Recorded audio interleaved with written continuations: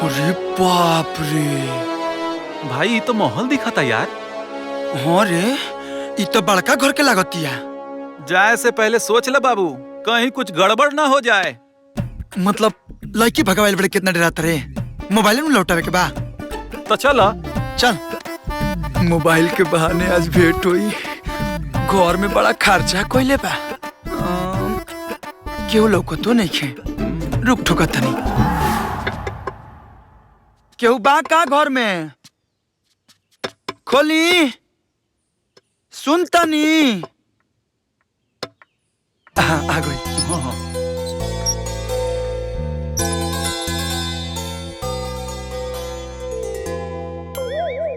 का ऐसे का दिखो तारू?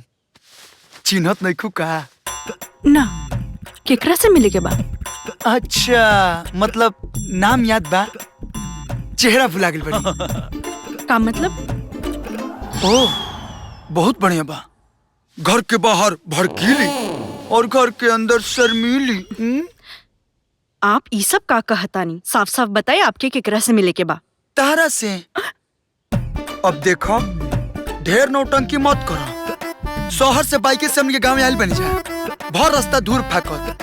फोन पे तो कहत रहो कि आ जाइए ना, अब आगे बन जाए तो ऐसे काहे करता रू? बंसी काका, देखा ई कौन लड़का हमसे बदतमीजी कर रहा था? तू हमरे के बदतमीजी। भाई चल यहाँ से चल यहाँ से निकल। अरे निकाल रे यहाँ से। भाई चल ना तो मरा जाइबे। बहुत बड़ घर के लड़की है। छोड़। ए भाई चल ना। बड़ घर के है तो एकरा मतलब का? बेइज्जती करी। ए बेइज्जती के जब तक हम बदला ना ले तब तक हम इजे रहो। भाई बदला ले लिए पर चल पहले। चल चल चल। सुन। हाँ ए गाँव में तोर कौन दोस्त रहनु? हाँ सुनील बाबा चल। हाँ चल इनकरा के तना छोड़ब।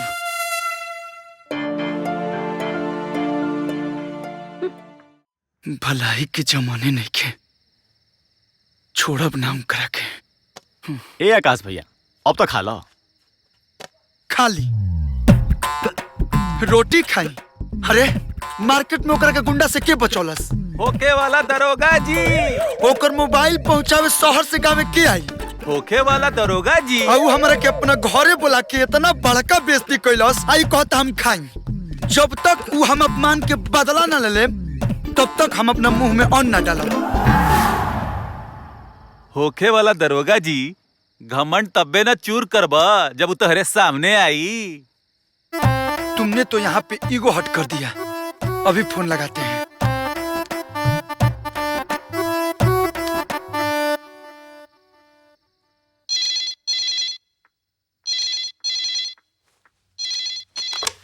हेलो। हाँ गीता जी से बात करना है हमको। आकाश, हाँ तू तो घरे आवे वाला रहला तो का भइल? हाँ हाँ हम तोरा घरे ना आयल रही। तू कब आइला? हाँ मतलब तू हमरा से ना मिलल रहू? कमाल करे तारा। हम कब मिलनी तोरा से? ए बहुत बड़ खिलाड़ी बिया। ये खेला कर दिया। मिल जाए दे। ऐसा सबक सिखाई कि जिंदगी भर याद रखी। हेलो आकाश। हाँ हाँ हाँ सुना तन बोला। अच्छा का तू सच में हमार घरे आयल रहला? हाँ हाँ। और हम तोरा से मिलल रहनी? ना ना हम तो सपना देखत रही। कहा बानू कि जब से तोहरा से मिलल बानी हमारा नजर के सोचा बस तू लौकते बाड़ू। ई का कहता रहा? सॉरी उ मन के बाद जुबान पर आ गई। अरे ते हमरा घरे आवा। ना ना ना ना पिटाए खातिर। अगर आपको हमसे मोबाइल लेना है तो आप हमसे अकेले मिलिए, वो भी फेस टू फेस, तब हम आपको मोबाइल दे सकते हैं। घर पे नहीं आएंगे ना। अब तो तोहरा से मिले के पड़ी। अच्छा बतावा कहाँ मिली? अब तू बतावा हम तो से कहाँ मिली? वो ग्लोवा का टीला केहू से भी पूछ ला। वही जा आजा, हम मिले वही जा। ठीक बा कल मिलते हैं।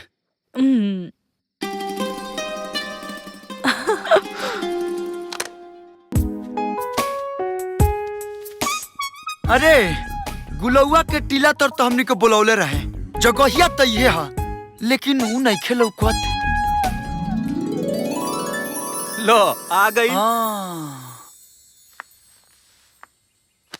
ना बॉडीगार्ड ना लठाई, अकेले आयल बिया। बुझाता आज मामला सेट हो जाए। तो जा चाप हाँ जाए नू जा। चल बेटा।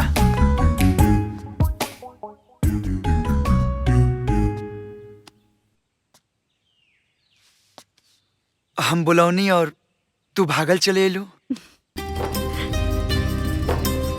तुहरो के हमरा से पहले नजर में प्यार बा।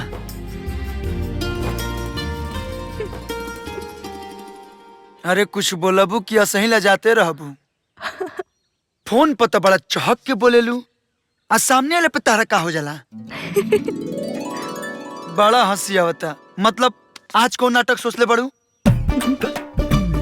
पहले इतना प्यार से अपना घरे बुलालू, हम कुछ सोचे ना बुझनी, बाइक उठौनी और तारा हवेली पे पहुंच गई। ना जाने कितना के डीजल खर्चा भइल होई। आप पहचानल तो दूर अपना हरिया बंसी का के बुलवा लू हमरा के पिटवावे खातिर। ई मत सोचियो कि हम तोरा के अपन प्यार के इजहार करे खातिर बोलोले बनी। हैले पकड़ अपन मोबाइल। तोरा जैसन सरफिरी घमंडी से कोनो पागले होई जे प्यार करी।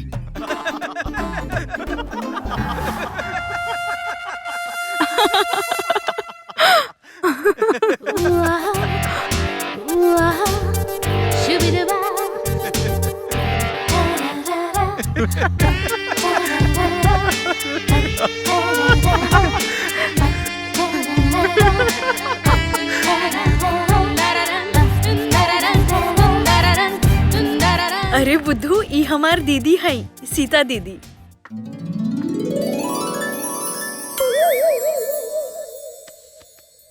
तू इनसे मिलल रहला वो दिन घर पे। अरे हम तो पहचाने न पौनी। हमनियों के देख के गड़बड़ा गई नहीं जा। माफ कर दी सीता दीदी। रुआ के पहचान ना पौनी और रुआ के ना जाने का बोल देनी। माफी काहे के आकाश, इनमें तोहार का गलती बा। सही कलुहा, एमे हमार कोनो दोस्त नहीं के, सब गलती राउर बहिन के बा। ई जोन खेला कैली हनु आज तो इनके ना छोड़ब। एकुल तो ठीक बा, लेकिन एगो बात बा कि सब ए जी, वो देखी आकाश और गीता की जोड़ी कितना अच्छा लगत बा ना। 2-4 दिन और रुक जाइता तो अच्छा रहत। जाइल जरूरी बा, कभी भी ट्रेनिंग बुलावल जा सकेला। ठीक तो लागत बा, बाकी हमनी के पहले सीता के बारे में सोचे के चाहिए। कहाँ जानी फिर कब मुलाकात हुई। अरे मुलाकात काहे ना हुई, बहुत जल्द वर्दी पहन के आई, तुहार माई बाबू से तुहार हाथ मांगब।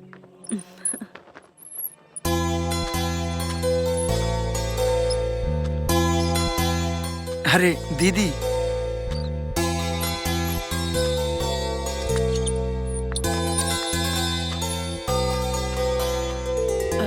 दीदी ई लोग आज जा ताड़ी दीदी। मालूम बा, कितने बार बताइबे। आकाश फिर कब आवे के बा? राउर शादी में पक्का है। जब तुहार शादी हो जाई तब बे नहीं दोनों के नंबर आई। ना सुधरबे। कुंडली तो मिल गई बा। बुधवार के लइका वाला लोग सीता के देखे आ रहल बड़े। हाँ, आवत तो बाड़े लोग। ए जी, आवे ले लोग सीता के देखे और पसंद कैले वेले गीता के। हमार सीता के मन में का गुजरत हुई। ई बतिया तो हमहू सोचत रहनी है। एगो रास्ता बा, सीता के ब्याह तक गीता के लड़का वालन के नजर से दूर रखेगा। ई का कहता नी रोवा? गीता अपन बहन के ब्याह में दूर रही। देखा, अपना बहन के भविष्य खातिर गीता के इतना कुर्बानी तो देवही पड़ी। लगा तो गीता सुन लेलस। गीता, गीता, ए गीता, गीता, गीता, गीता, गीता बेटा, गीता बेटा, गीता, गीता, गीता, गीता बेटा, ये तू क्या करता हुआ? हम सब सुन लेनी बाबूजी। बेचारा हमार दीदी खातिर श्राप हो गइल बा। नहीं गीता, नहीं गीता, गीता तू ऐसा कब सोचिया भी मत बिटिया। अब हम का करी भाई, का करी? तू तो हमार जिगर के टुकड़ा हो बाबू। ये का करत रहलू? गीता तू हमर समझदार बिटिया बाड़ू ना। हिम्मत से काम ला बिटिया, हिम्मत से काम ला। ए बिटिया चला चल अभी सीता के समझावा, सीता के समझावा। चलो। चला आओ।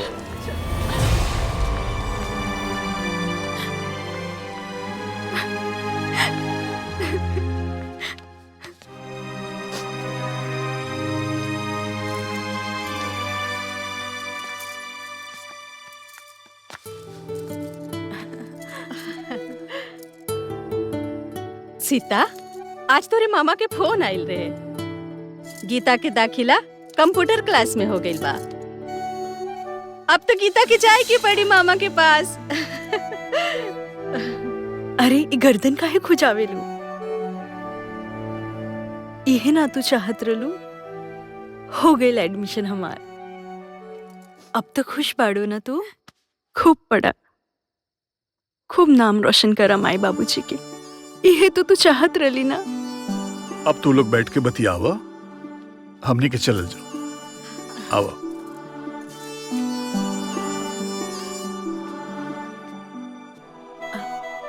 हमके काल ही जाए के बा। पता बा गीता, अब फिर से केहू आ रहल बा हमके हमार नजर में गिरावे खातिर। ई का कहताड़ू दीदी? भगवान हमके कुरूप बनौले बा। बेवकूफ ना, हम सब जानतानी तो काहे जाताड़ी? ऐसन मत कही दीदी। हमार दीदी जैसन सुंदर लड़की दुनिया में केहू नहीं खे, केहू ना। ना जाने कितना दुख देवे खातिर हम पैदा ले ले बानी तू लोगन के। ये का कहता रू तू? अभी हम जाके माई बाबूजी के सब बता दे। ना रे ना, वो लोगन से कुछ मत कहिए। वैसे ही वो लोग बहुत परेशान बा हमार वजह से। तू हमार छोट बहन है, हमार बुच्ची है। तोरा सामने रो लेवे से मन हल्का हो जाला। पागल होगा, हर बात पे रोवे काहे लागे लो। ई बार देखिया सब ठीक हो जाए। देवी जैसन हमार दीदी, देवता जैसन मिली है हमार जीजाजी। हमार मन कहता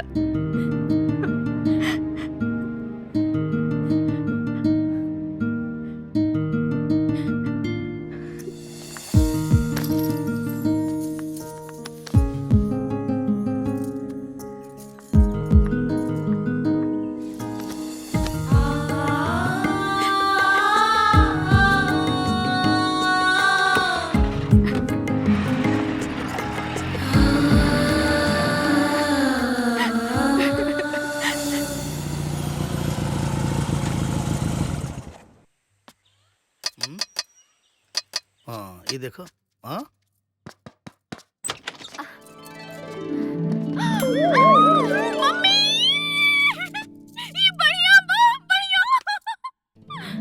आकाश।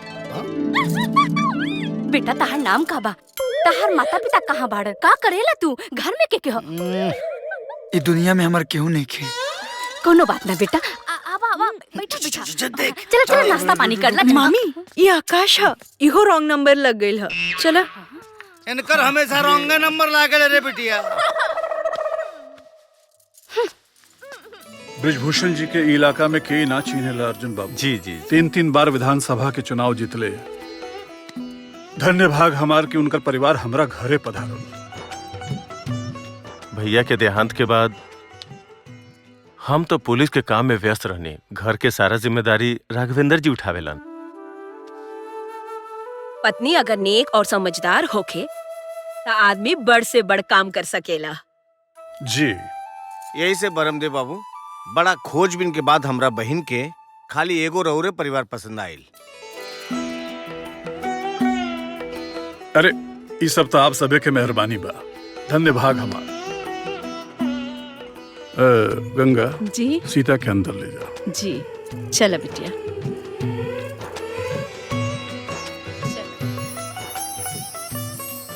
रवा सब है हमार बेटी के तो देख लेनी। इस सांच बा कि हमार बेटी बहुत सुंदर नहीं खे, बाकी पूरा परिवार के एक साथ में लेके चले वाली ऐसा लड़की। कैसन बात करतनी चाचा जी? सुंदरता तो हमारा खातिर वैसे ही हवे जैसे कोई बहुत अमीर घर में पैदा भइल होखे और धीरे धीरे गरीब हो जाला। सुंदरता भी तो धीरे धीरे खत्मे हो जाला ना। वाह, जैसन ऊंचा खानदान वैसने ऊंचा विचार। तो बोली पंडित जी, अब तो दोनों ओर से रिश्ता मंजूर बा। जब मंजूर बात तो लेन देन के बात कर लें। जी हमने के इतना छोट ना बनाई पंडित जी। भगवान के दिहल सब कुछ बा हमरे पास ब्रह्मदेव जी। बस राउर बेटी के जरूरत बा और कुछ नहीं। हम तो धन्य हो गई, बड़ा अच्छा लागल हमरा। बाकी शादी के धूमधाम से करे में हम कौनो कसर ना छोड़ो। अगले हफ्ता ट्रेनिंग पर जाए के बा। हम तो सोचले रहनी शहर में आयल बानी, अगर तू मिलत रहबा त। अरे पगली, कुछ महीना के तो बात बा, चुटकी में कट जाई। और बोलत तो ऐसे बड़ू, बुझात हम जाइब तो लौटिए के ना आई। फिर कभी ऐसा मत कहिया। ठीक बा।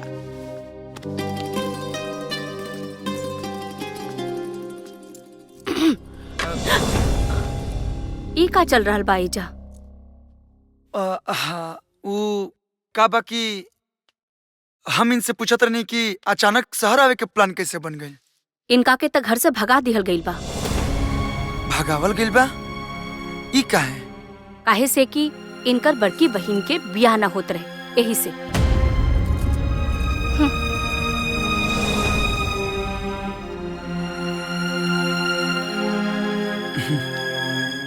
हम दीदी से वादा कैले रही कि उनकर शादी में जरूर रही।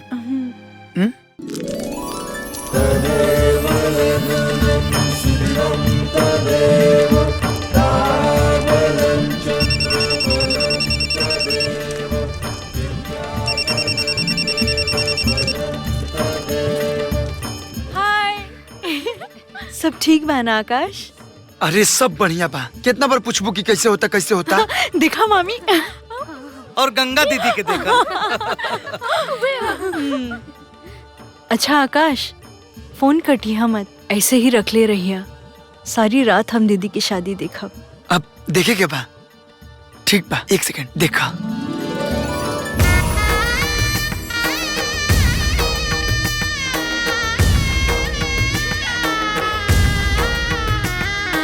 मंगलम भगवान विष्णु मंगलम गरुड़ध्वज मंगलम पुंडरीकाक्ष मंगलाय मनोहरि।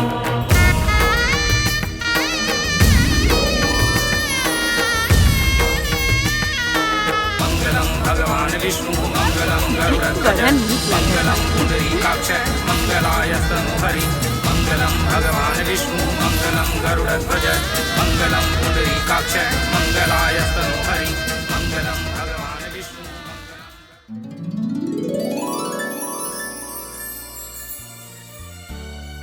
आज से हमनी के नया जिंदगी शुरू हो रहल बा सीता। हम बहुत किस्मत वाला बानी कि हमरा के तोहरा जैसन जीवन साथी मिलल। तू खुश बाड़ू न? सुख में दुख में जिंदगी के आखिरी सांस तक हम दोनों के एक दूसरा के साथ निभावे के बा। बोला ना, देबू ना हमार साथ? सर हिलौला से काम ना चली, वादा करो।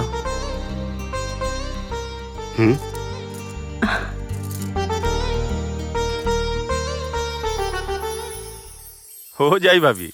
हाँ हाँ हाँ, कोनो बात नहीं। ऐसा कोनो मुश्किल नहीं है। अम्मा जी। अरे ये का करत तारू दुल्हन? हैं? हरिया? हाँ मालकिन। लाज नहीं आवत तो के? हैं? अभी हाथ के मेहंदी न छूटल है, आ तो दुल्हन से काम करवावा ताड़ा। हरिया, ट्रे पकड़। देखा बेटी, तू ये घर में राज करे आइल बाड़ू, राज ऐसे राज करो। ये काम हम तोहरा कैले के जरूरत नहीं के। ये हरिया बाटे ना जी। आई जन तू हंसत आड़ू ना, ये मुस्कान ऐसा ही बरकरार रखिया।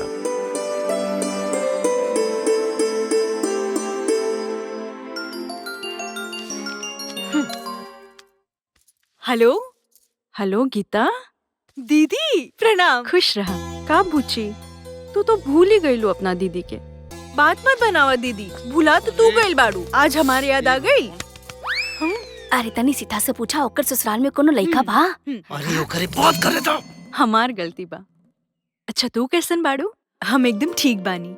और आकाश कैसन बा? आकाश ना ट्रेनिंग खातिर बाहर गइल बाड़े। अच्छा दीदी तू कैसन बाड़ू? हम एकदम ठीक बानी। तू कहले रहलू ना कि देवता समान मिली तोहरा के जीजाजी, तू एकदम सही कहले रहलू। हाँ।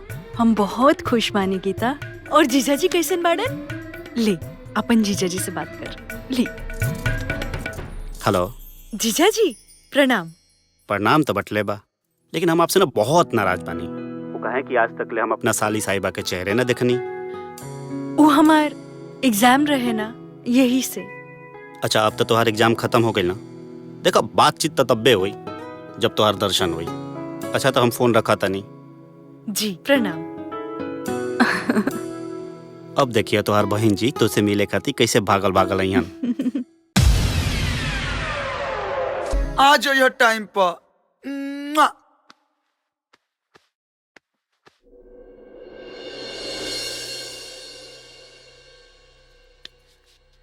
हर जगह बात करके देख लेनी, लेकिन इतना रुपया देवे के कोई तैयार नहीं थे। तब का होई बेटा? हवेली अगर नीलाम हो गई तब पूरा इज्जत मिट्टी में मिल जाई हमनी के। ये सब का बोला तानी अम्मा जी? कुछ ना दुल्हन, तू अपन कमरे में जा। ए जी बोली ना का बात बा? हम अमेरिका से इंजीनियरिंग के डिग्री लेके नहीं कि अपना शहर में कपड़ा के मिल लगाए, लेकिन अभी पता चला था कि पापा चुनाव लड़े खातिर सब कुछ गिरवी रखते ले रहलन और वो चुनाव हार गइलन। यही से एक बैग उनके दिल के दौरा पड़ गई। ये हवेलियों गिरवी रखल बा दुल्हन। और आज कोर्ट से आर्डर भी आ गई हवेली नीलाम करे के। हम तो हिम्मते हार गई बनी। जी करो था कि यही पंखा से लटक के अपन जान दे दी। ये सब का बोले तानी जी? आखिर कितना रुपए के जरूरत बा? 1.5 करोड़। 1.5 करोड़? 1.5 करोड़? एक हफ्ते में देवे के बाबूजी, नहीं तो सब बर्बाद हो जाए। तो चिंता मत करो बेटा, एकदम चिंता मत करो। राघवेंद्र बाबू के भी कह दिया, सब इंतजाम हो जाएगी। बाबूजी इतना पैसे के इंतजाम कहाँ से हुई? अरे बेटा ये जमीन जायदाद ये सब केकरा खातिर बा? यही सब मुश्किल घड़ी में काम आवेला। तो बिल्कुल चिंता मत करो, हम 2-4 दिन में आई। ठीक बा? ठीक बा। प्रणाम बाबूजी। लगता वो लोग बहुत परेशान बाजी। परेशानी में तो बड़े राघवेंद्र बाबू।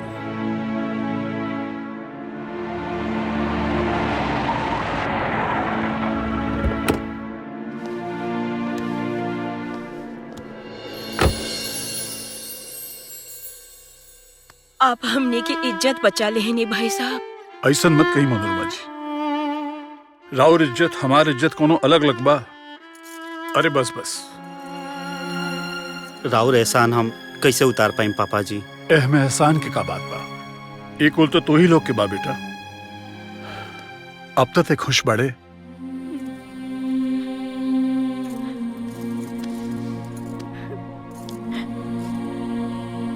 अरे पागल तू रोत कहाँ बड़े? चल हंस।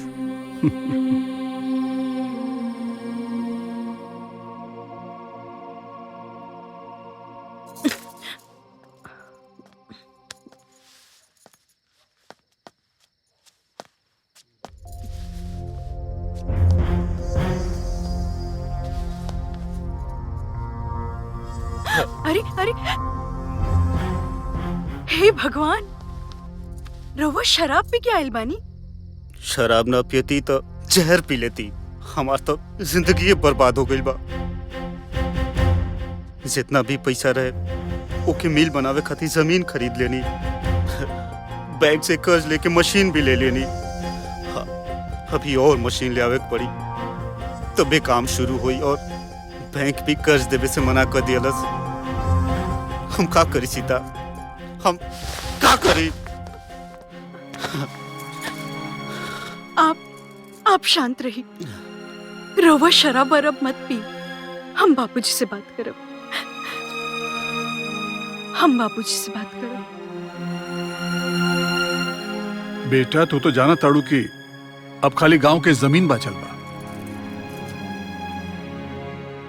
तू चिंता मत करो, हम कुछ ना कुछ उपाय करत नहीं।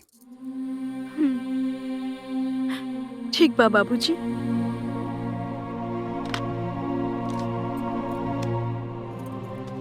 राघवेंद्र बाबू जोने कपड़ा के नया मिल लगा रहल बड़े, ओकरा शुरू करे खातिर उनका और ही रुपया चाहिए।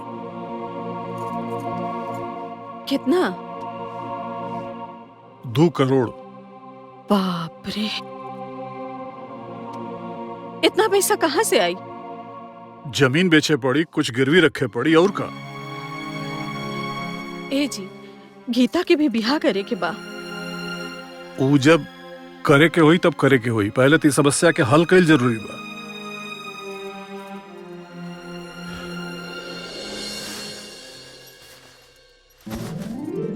मिल के काम शुरू होते आपके एक एक पैसा लौटा दें पापा जी। तू पूरा ताकत से अपन काम शुरू करा राघवेंद्र बेटा। जी। खूब तरक्की करा। हम समझता नहीं बाबूजी, आपके पैसा के इंतजाम करे में बहुत मुश्किल आयल हुई। बाकी वादा के लिए बाड़न था। अरे बेटा कोनो मुश्किल ना, माँ बाप खातिर औलाद की खुशी से बढ़कर कोनो खजाना होखे लगा। जी।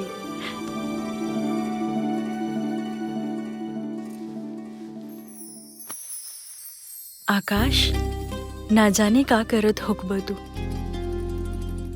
तू कुछ कर, हमारी याद तो जरूर आवत हुई तो के।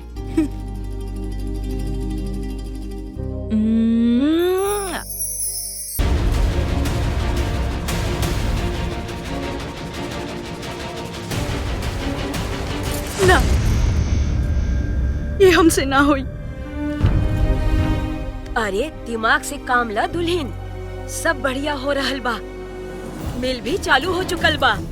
अरे कच्चा माल खरीदे के और तनख्वाह देवे के 1 करोड़ रुपया की जरूरत बा, समझा? हम बाबूजी से और पैसा नहीं के मांग सकत।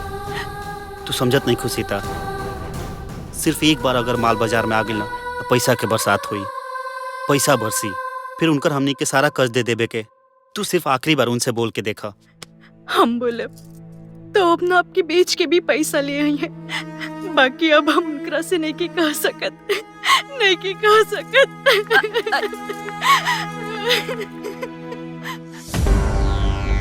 अरे हमार सब मेहनत बेकार हो जाई सीता, सब कुछ रेडी बा, सिर्फ एक बार काम शुरू हो जाए दा। काहे जिद करता नहीं रवा? 3.5 करोड़ रुपए तक दे चुकल बाड़े हमारे बाबूजी।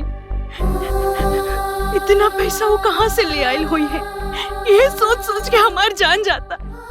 और वो कहता नहीं कि और मांगा। ये आखिरी फैसला बतौर। बिल्कुल। अब देख तुर का हाल होता है।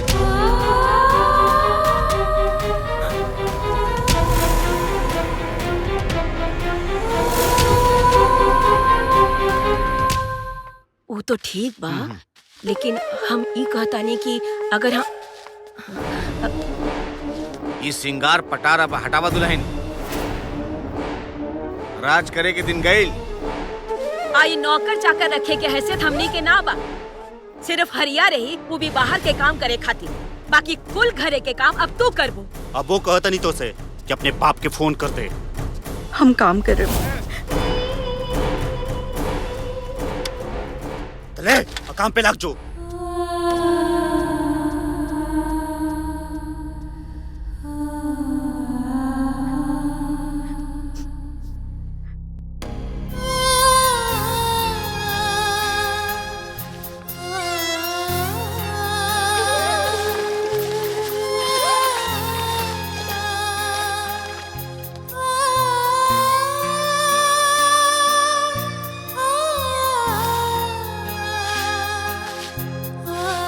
दुल्हन लावा हम लगा दे झाड़ू, हम के दा।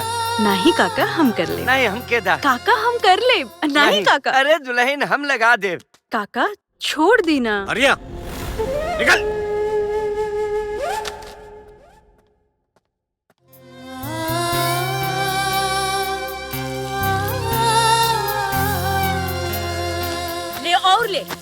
और ठीक से धो एकरा।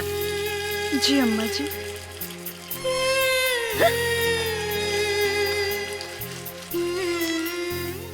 अरे कलमुही, अरे खाना कब देबी रे?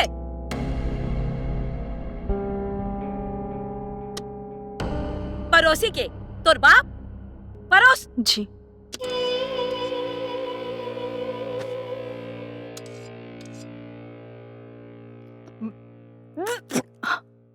अम्मा जी। अरे नमक डललू के जहर मारे के विचार हो?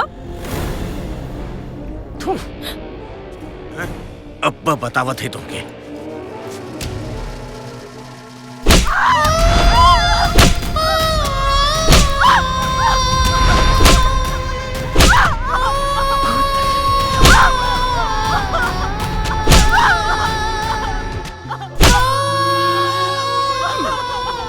एक करोड़ और आप यहाँ जल्दी आ जाएं सरकार। दुल्हन पे यहाँ बहुत जुल्म हो रहा बा, आप जल्दी से आ जाएं। वो लोग फिर पैसा मांगा ताड़े।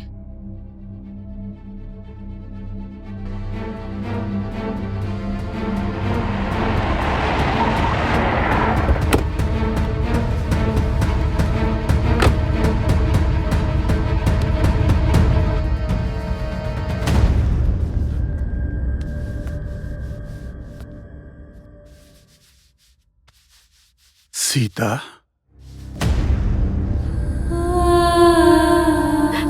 अरे बाबूजी। अरे का हाल हो गिल बता के मरलस तारा? ओ बाबूजी, हम गिर गए रहनी। अरे अरे हम ऐसे ही अपन बेटी के विदाई कैले रहनी। हाँ, अरे का हाल बना दिल बड़ा फूल जैसा हमार बेटी के। इतना भड़की मत बाबू साहब, हमने की हैसियत नहीं के घर में नौकर रखे गए, तो घर के काम दूसर के करी। ये घाव घर में काम कैला से लागल बा?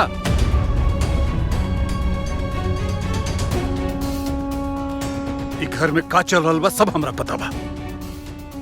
अरे 3.5 करोड़ रुपया अपन रोवा रोवा बेच के दिले बानी हम अपन बेटी की खुशी खातिर। ओकरा शादी बर्ताव कर रहल बा तू लोग। चिल्ला मत। ये शरीफन के घर हवे और रुपया अपना बेटी के देले बाड़ा। हमनी पे कोनो एहसान नहीं कैले। अरे खाली 1 करोड़ के और जरूरत रहल ना, ये कहलस ना तो टेढ़ से निकलल। हमार बेटा के तो पूरा मेहनत पानी में मिल गई।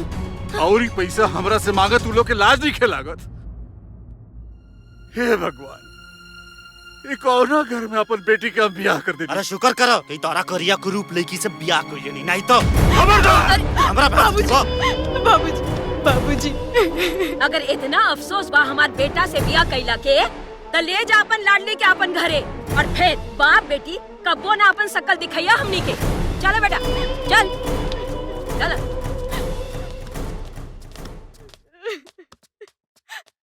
चल बेटी, अब ऐजा तोरा एक और मिनट हम रहे ना दे। चल अपना घरे।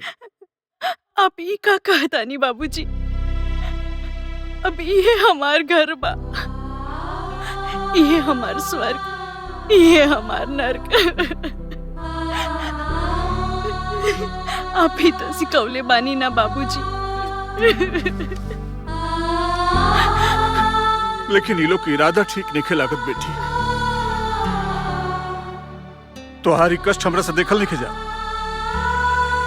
अभियो कहता नहीं चल ऐसे। ना बाबूजी ना, हम अपन प्यार से, सेवा से सबके दिल जीत ले। कोशिश तो करे दी बाबूजी, कुछ दिन में सब ठीक हो जाए। आपके हमार क्रिया।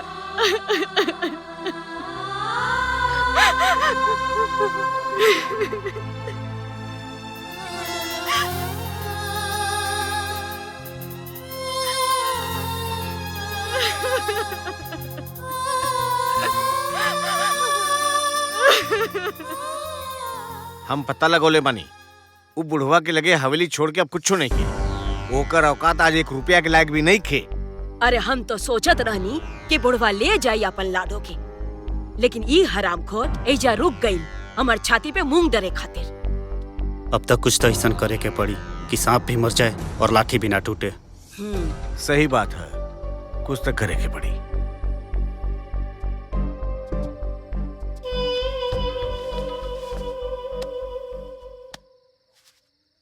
उठा सीता, चला तू अपना बिस्तर पे चला। नहीं, हमेशा ठीक बानी। बहुत हो गई सीता, तोहरा के सता के हमरा दिल पे का बीता था अब हम ही जानता नहीं। हो सके तो हमरा के माफ कर दो। उठा, चला बैठा।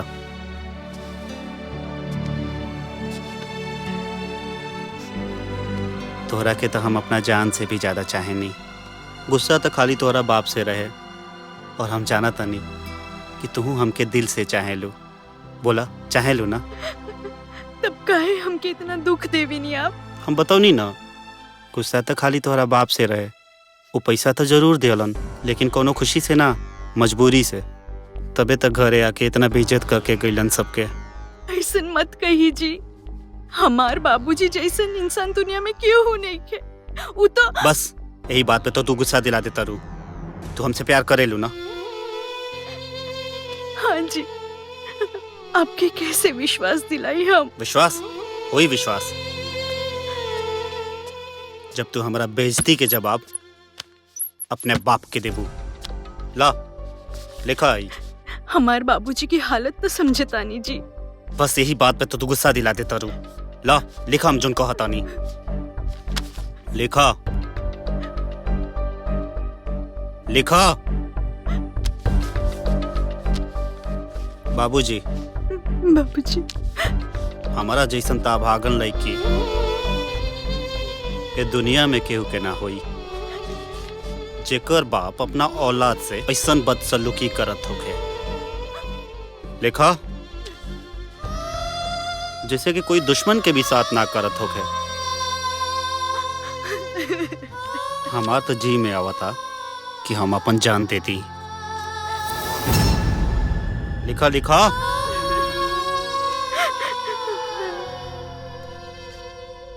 अरे हम तो ये कहत रही कि कोनो ना कोनो उपाय तो करे के पड़ी ना। ली पता नहीं कब का हो जाए, कैसे हो जाए। बैठा बैठा ना।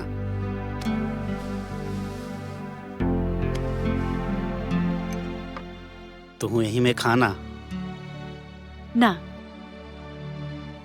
आज हमार करवा चौथ के व्रत है। ई व्रत पति की सलामती खातिर रखल जाला। शाम के जब चांद निकली, हम राउर चेहरा देख के राउर हाथ से हम अपन व्रत तोड़ब। मम्मी। हाँ बेटा। मनोहर मामा। हाँ। आज सीता के व्रत बा, तो तालो इनकर ख्याल रखिया लो। ठीक बा। ठीक बा।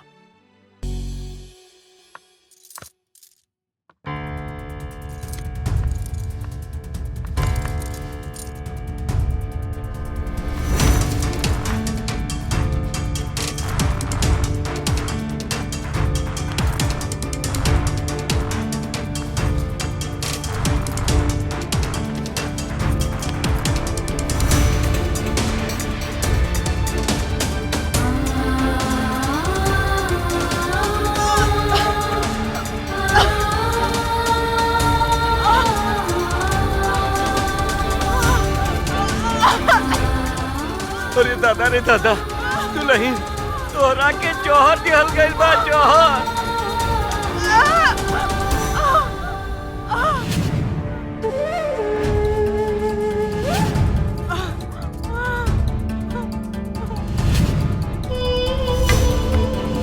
आप अपन जान बचाई दुल्हन। भाग जाई यहाँ से, भाग जाई।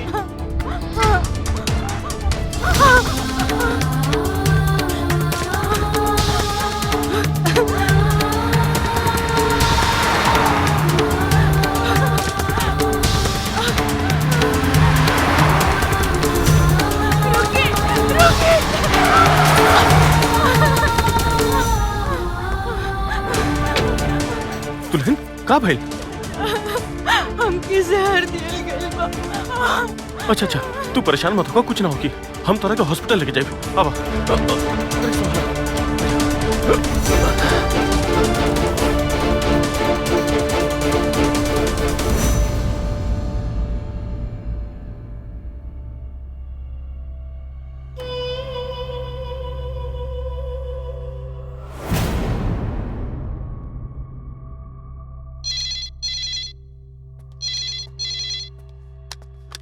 हेलो, के है? जरा दीदी से बात करवा दी। हम गीता बोलतानी। गीता? तो हर दीदी ते करवा चौथ का व्रत रख ले बाड़ी। हेलो गीता, गीता हमके बचा ले गीता। हेलो, हमके मार डाली गीता। ये हमने के तो फंसा दी। हेलो, हेलो, का भइल?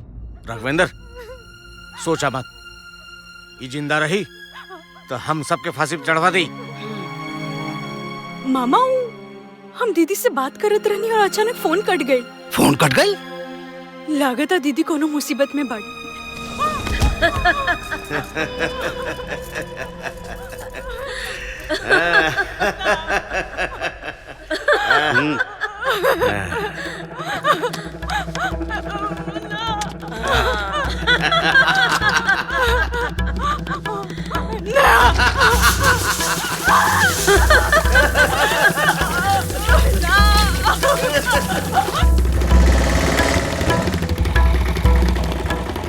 लो बाबू।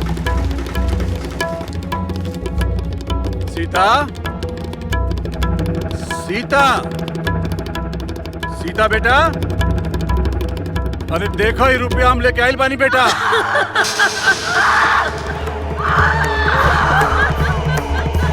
सीता,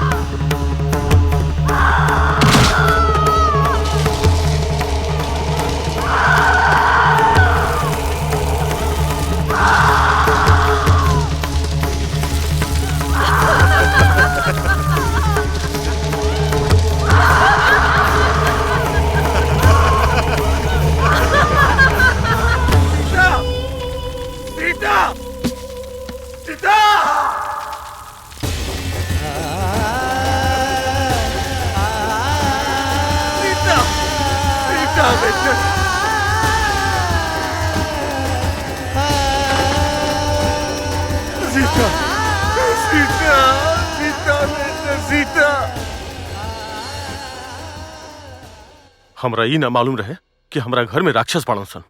दुल्हन, तू अपन पूरा बयान लिखवावा। एक एक जना के फांसी दिलवाई हम। लिखा डॉक्टर। जब जहर काम ना कैल तो वो लगाम के मट्टी के तेल डाल के जरा दे ले। हमार सास, पति और मामा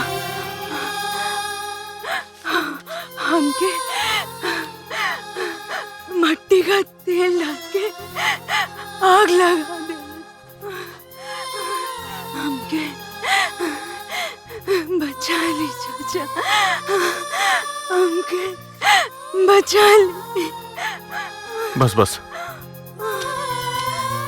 इतना बहुत बाटे। वो तीनों के फांसी चढ़ावे खातिर तू बस एजा साइन करता।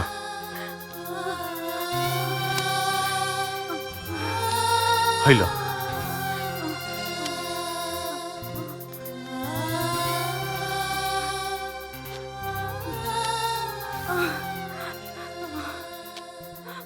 लो डॉक्टर।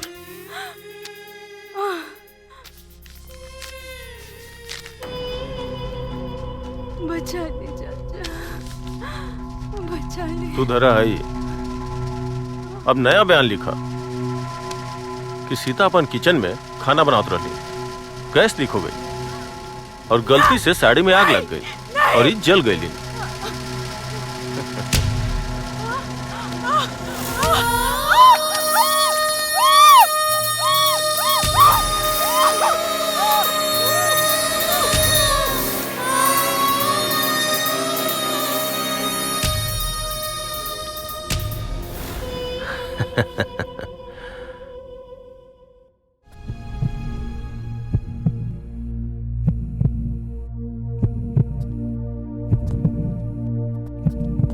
डॉक्टर साहब कैसन बिया हमार बेटी?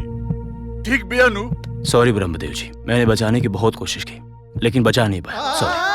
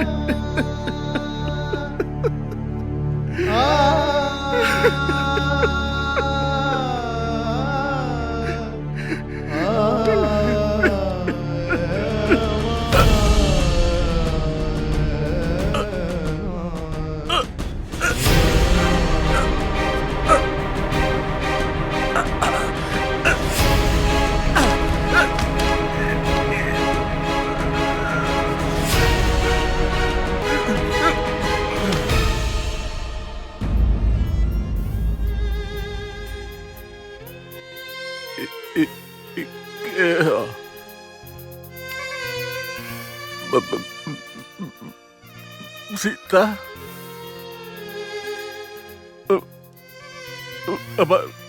बच्ची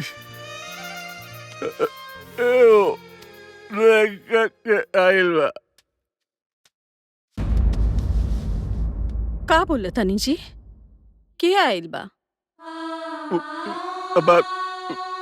बेटी सीता आइल बिया।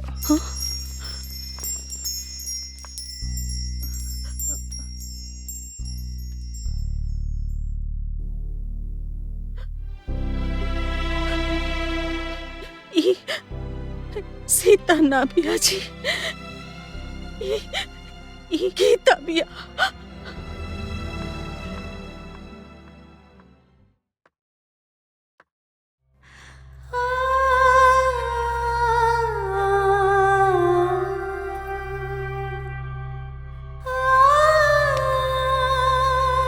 बाबूजी,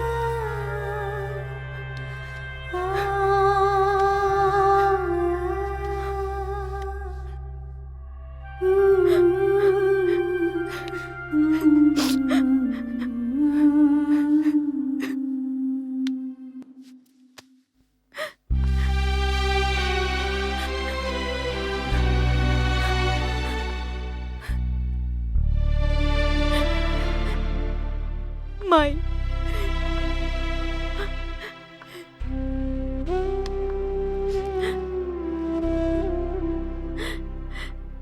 केहू के घर चले, केहू आग तापे,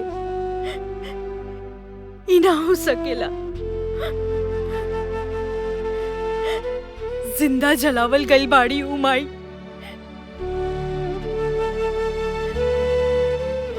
आपकी कसम खाता नहीं बाबूजी, उनकर हत्यारन के हम ऐसन सजा दिलाई, ऐसन सजा दिलाई कि पूरी दुनिया याद रखी।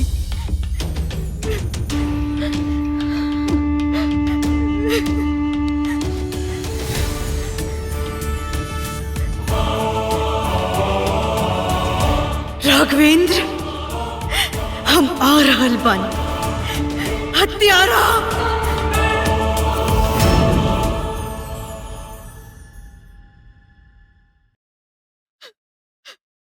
जानवर से भी बदतर हालत बना देले रहल तोर दीदी के।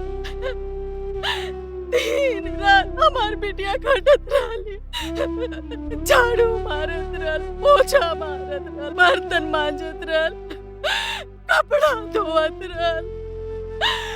एकरे बावजूद ममुआ ओकरा के बेल्ट मारत रहल।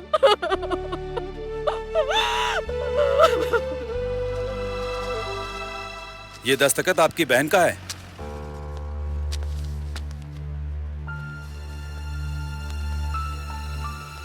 ये तो दीदी का। हाँ। तो फिर आपकी बहन ने खुद डॉक्टर सिन्हा को बयान दिया है कि उनकी ही गलती से साड़ी में आग लगी थी। इस घटना के लिए कोई दूसरा जिम्मेदार नहीं है। ये झूठा इंस्पेक्टर साहब। सर, वो गुड्डू पांडे का केस इधर रख दो। जी। आकाश,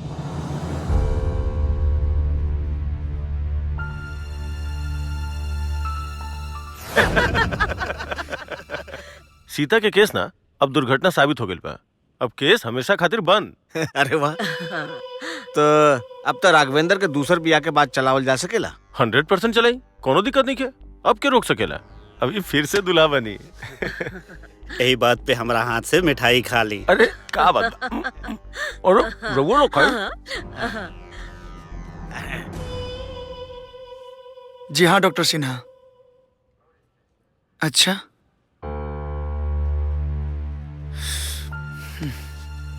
जी धन्यवाद।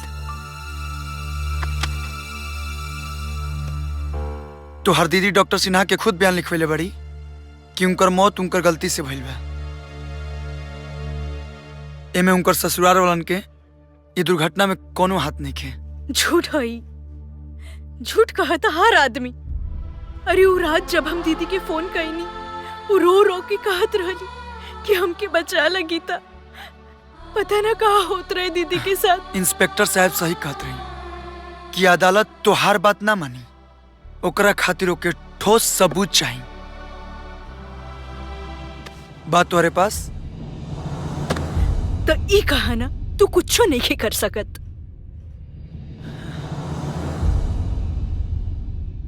चला हमारे साथ है।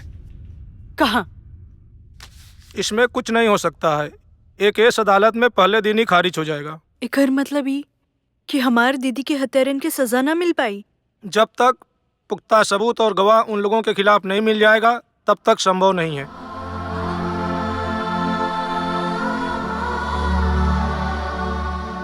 ठीक बा वकील साहब, अब हम तब्बे आई जब हमारे पास सबूत और गवाह दोनों है। चला।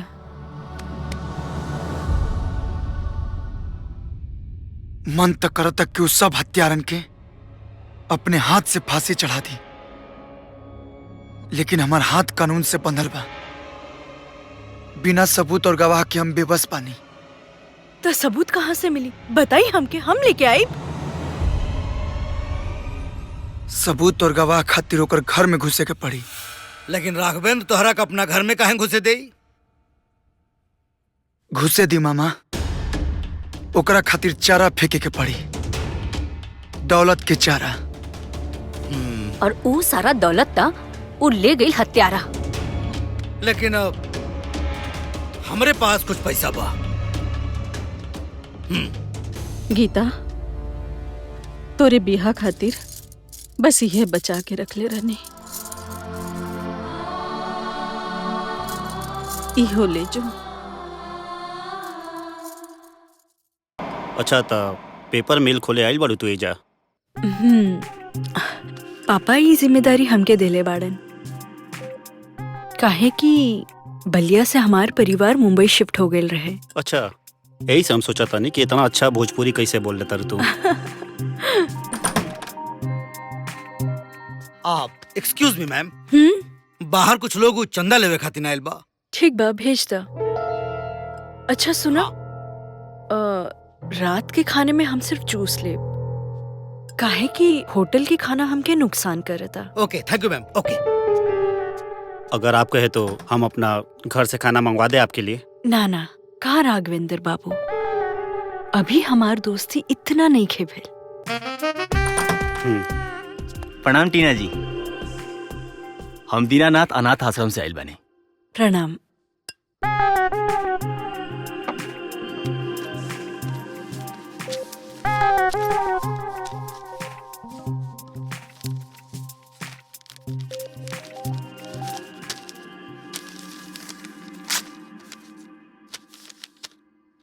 बाप रे, 11 लाख!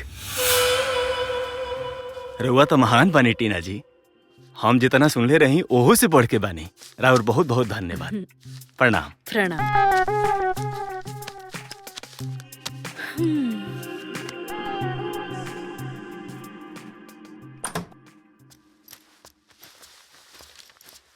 अरे आ गईला, चेक मिलल। लाओ हमके दो। दा बड़ी भारी रकम पहले हवा महाराज।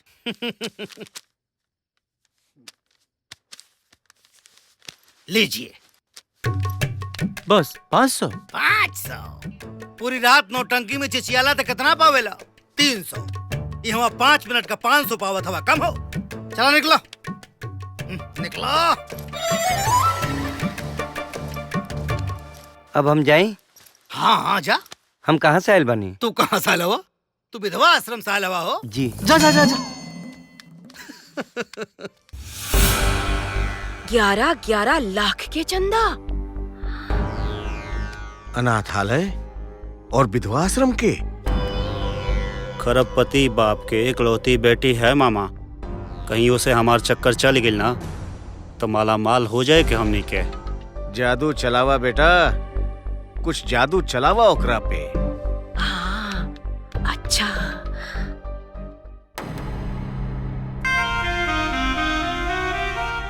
टीना जिद मत करा और लाही जूस पिया।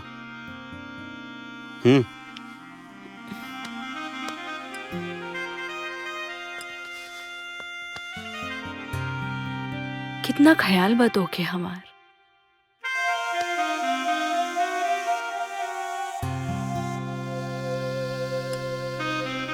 अब हमके लागता कि तोहरा घरे चली के पड़ी। हम तो कब से कह रहा बनी, चला अबे चला। सो ब्यूटीफुल ना। यह है लखनऊ नवाबों के शहर। हाँ, अमेजिंग। बहुत ही खूबसूरत शहर है हमार। और तू हमारा शहर में अगर आगे बढ़ू तो तोरा के घुमावल तो हमार फर्ज बनता है। तो घर चले से पहले तोरा के पूरा लखनऊ घुमा के फिर घरे ले चलतनी। वाओ लखनऊ तो हमार फेवरेट बा। अरे रुका रुका, हेजे रुका। का भाई? तो के कुछ गिफ्ट देवे के बा।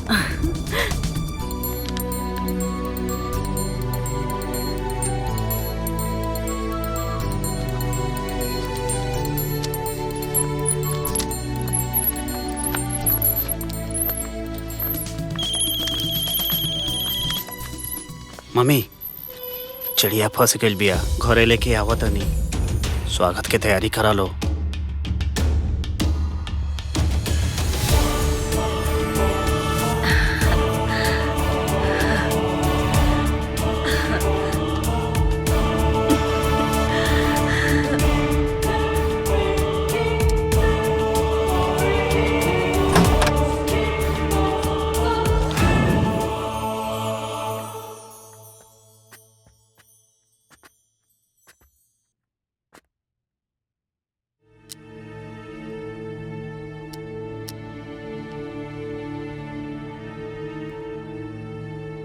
तुहर पत्नी के एक भी तस्वीर नहीं खे?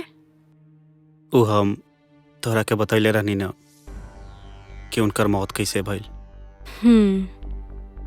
सही कहा तारा। अगर तस्वीर रही तो वही सब याद आवे लागी ना। हाँ यही से। अच्छा हाँ, वो सब डील तो हो गइल बा। हाँ।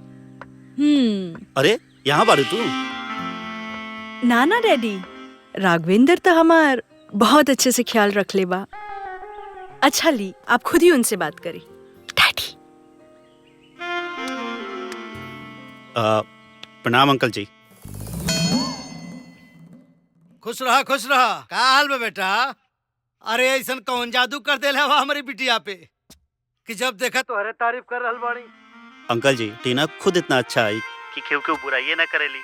अच्छा माने तू इतना तारीफ कर रहल बड़ा है बेटा? देखा बात हम सीधा सीधा करीला। अगर तोहन लोगन एक दूसरा कितना पसंद हवा तो फिर बतावा, आ जाते तुम्हारे घरे बात आगे बढ़ावे खातिर। बात बढ़ावे मतलब? अरे बाप देखा, अब टीना हमारे इकलौती बिटिया है इनू, उनके साथ ही उनके मनपसंद लड़का से न करो। अंकल जी अब एबे हम का कहीं? कौनो बात ना। देखा अब हम टीना से बात करब, अगर वो हाँ बोली है तो हम तुम्हारे घरे आ जाए। ठीक बा? हाँ। ओके। ऐसन का कही देले बाड़ू अपने डैडी से?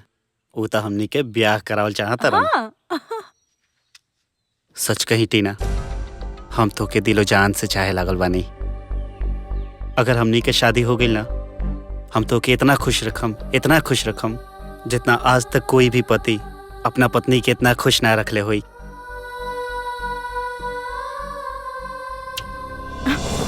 का सोचे लगलू?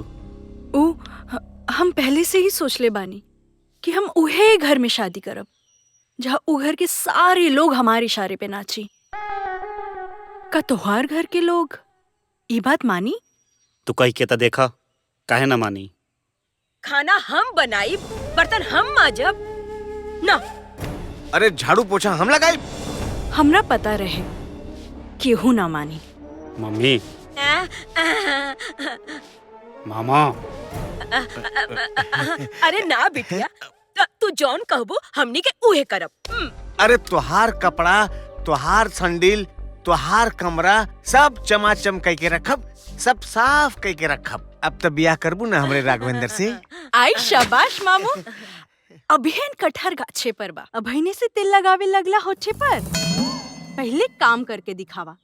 चला हो जा शुरू। आज दूधे में पानी ज्यादा मिलेले बड़ा का? अरे नहीं भैया, तू लोग कितनो बोल रहा, दूधे में पानी मिलेले बगैर बाज नहीं आई बा। हरिया जी मालिक।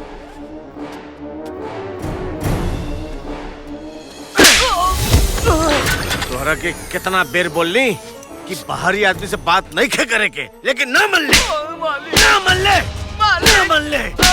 मालिक को ऐसे ना माफ कर दी मालिक। मालिक बेल्ट से मारे में तो की बड़ा मजा आवेला ना। ले आज तू मार खा। ले। टीना, टीना, टीना, क्या कर दो टीना? पागल हो गई बड़ू का? पागल ना हो खब।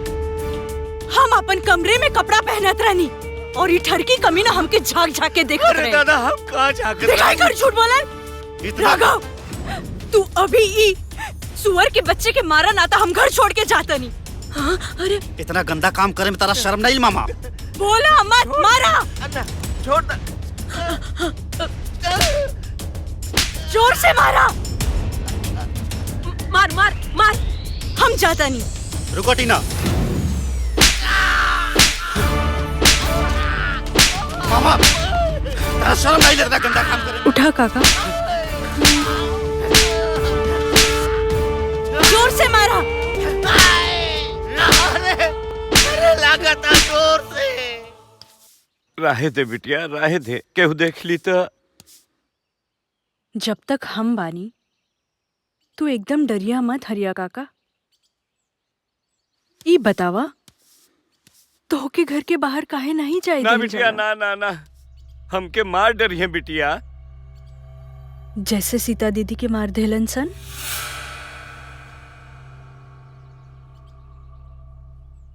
तोहरा कैसे मालूम बिटिया?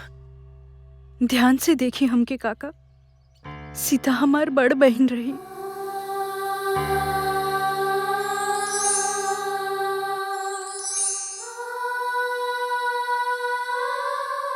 हम तोहरा के सब बात बतावता नहीं बिटिया। उ दिन दुल्हन के करवा चौथ रहल।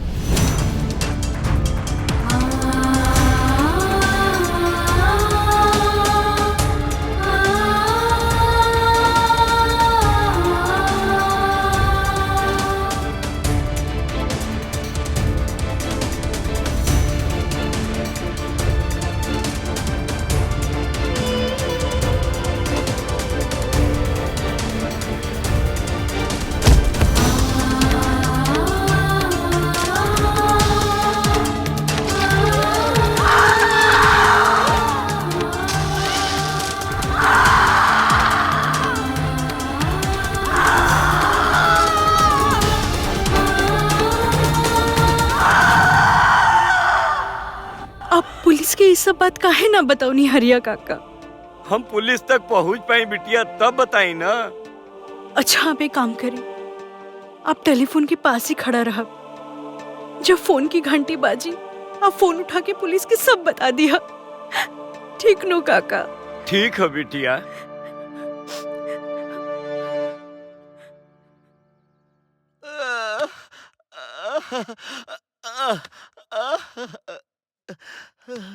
हमनी के ये इम्तिहान कब तक चली बेटा? बहुत हो गए राघवेंद्र, अब जॉन करके बस जल्दी कर। हम ये कल चाहता नहीं मामा, लेकिन वो अपना कमरे में ही नहीं खे। का? अगर कमरा में नहीं खे तो कहाँ बिया? गीता तू गवाही दिवा दा, हम अभी के अभी पूरा परिवार के गिरफ्तार कर ले। कहाँ बगवा?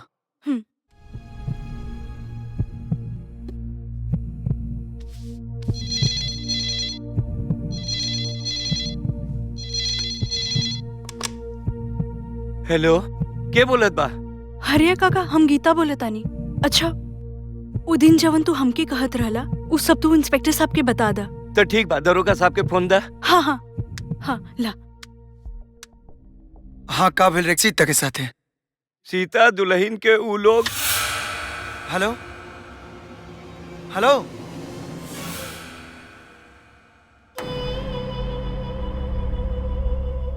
हेलो, का भाई? फोन कट हो गई। कुछ तो गड़बड़ बा। आकाश, तू फौरन वही जा पहुंचा। हाँ। साले पुलिस को फोन करते तू। हाँ? पुलिस की पति बे, पुलिस की पति बे तू।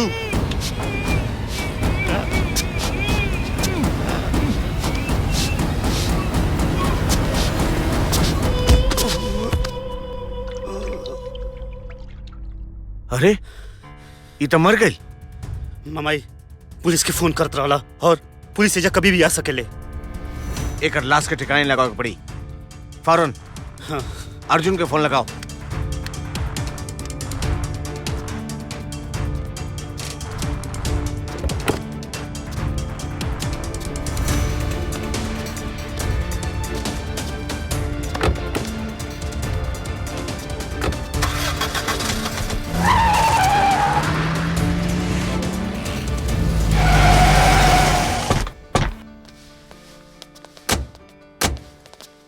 केकरा से मिले के बा?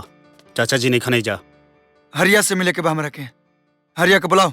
हरिया अपना गाँव गइल बा, एजा नहीं खे। हरिया कहाँ बा? हम ओकर के ढूंढ लेम। तू रास्ता छोड़।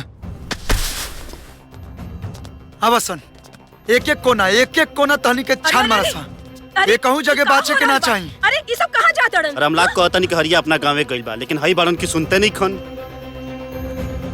केहू थाना में खबर के ले रहा कि सीता के हत्या भइल बा और हरिया ओकर चश्मदीद गवाह। का बकवास करता रहा? डॉक्टर सिन्हा के हमार पत्नी खुद अपने से अपन बयान लिखौली। पहले जाके अपन फाइल चेक कैला। केहू कुछो इल्जाम लगा दे त तू हमरा घर में आ करके तलाशी लेवे लगबा। 2 मिनट रुक जा लो। अगर हरिया मिल गई ना तो दूध के दूध और पानी के पानी हो जाए। सर केहू नहीं के कमरा में। हाँ? हो गई तसल्ली। चला निकला यहाँ से। वाह, घोड़ा के नाल ठुकवावते मिढ़को टांग उठावे लगन। सब लोग से कहा तनी कान खोल के सुन ला सा। हरिया हमरा 2 दिन के अंदर थाना में चाहिए। वर्दी के नु हौस मत दिखावा। 1 स्टार वाला दरोगा। हमार चाचा नु 3 स्टार अवन। जया उनके नीचे आ गई नु न जियल बनी न मुअल। अरे जौना दिने सबूत मिल गई ना ओ दिने चाचा के साथे तोरो समाधि बना दे। हत्यारा के का बोलता रे? हाँ, हमार पत्नी खुद लिखोले बाड़ी कि उनके मौत उनके गलती से भइल। वैसने गलती तू मत कर दिया राघवेंद्र बाबू, नहीं तो तू मौत के घाट उतर जीवा। हमार बात माना तो होशियार रहा। चल रहे। अभी बंद केस के खुलवावत आवे। एगो गवाह रहे, वो गायब बा। सरवा हत्यारा पुलिस के धौंस ते तड़ासन। वर्दी पहिर के हम सीता दीदी के इंसाफ नहीं की दिवा पावत। लानत बा हमरा ऊपर। कुछ तो रास्ता हुई आकाश। पूरा के पूरा परिवार सातिर बा। एगो सबूत नहीं खसा छोड़ ले। कानून तनी के कुछ न बिगाड़ पाई। अब ये हत्यारन की सजा बस भगवाने दे सकता रे।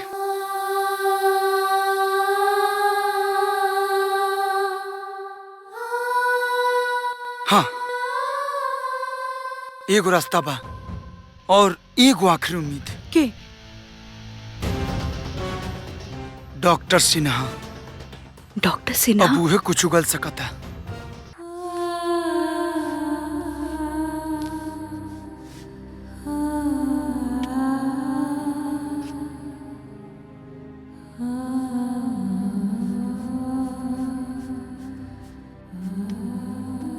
थोड़ा सा और।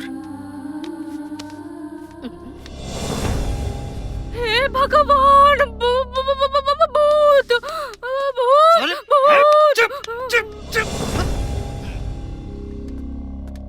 सीता, हम है माई गीता। ई तू सीता के जैसन काहे बनल बाड़ू बेटी? अब हत्यारा सच उगली है चाची। बाबूजी, आशीर्वाद दी। हमने जो सोचले बानी वो पूरा हो जाए।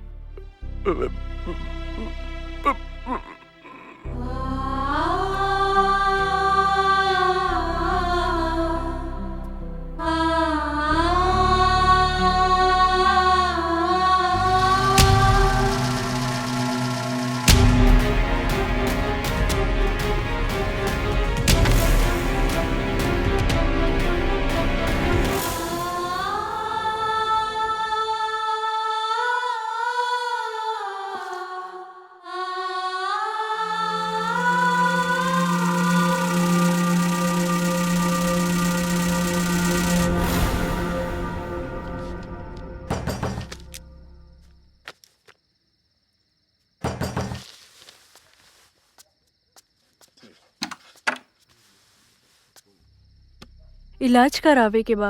अच्छा आओ, हम तुम्हारा अच्छा इलाज कर दे। आओ आराम से।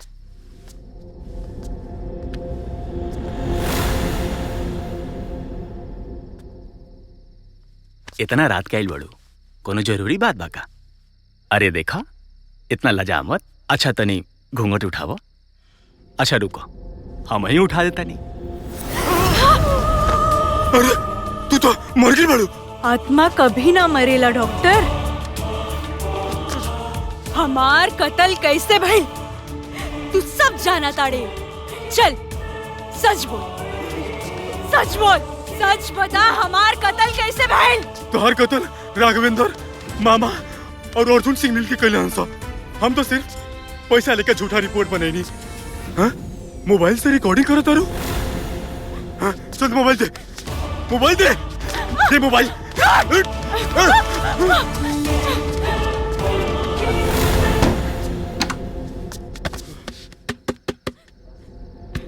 कौन? जल्दी भाग, नहीं तो हम पुलिस के फोन कर दे कि तू भूत पिचास ना होइस।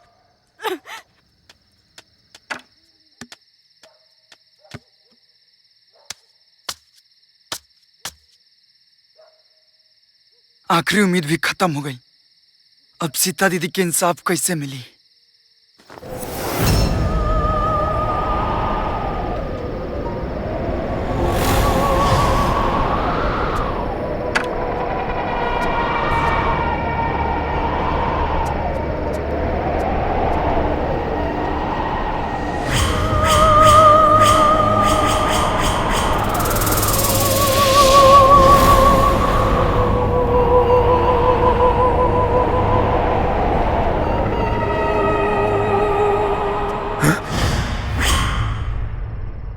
कौन है रे?